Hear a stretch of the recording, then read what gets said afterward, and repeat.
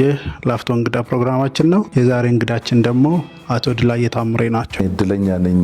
ላፍቶ ኮሙኒኬሽን በዚህ ልክ ተደራጅቶ የራሱን ኦንላይን ቲቪ ጀምሮ በዚህ ፕሮግራም ደግሞ የመጀመሪያ እንግዳኛ በመቅረቤ እጅግ በጣም ደስ ብሎኛል። የዛሬ ጉዳያችን የወጣቶች የስራ ላይ ልምምድ ነው። ካሉ ስራ አጦች መካከል አብዛኞቹ ወጣቶች ናቸው።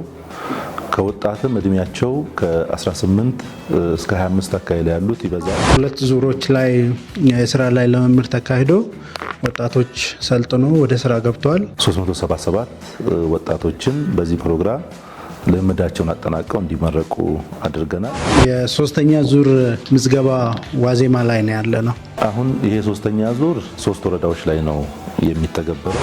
አሁን ከወረዳ ለመመልመል ምንድነው ማሟላት የሚጠበቅባቸው?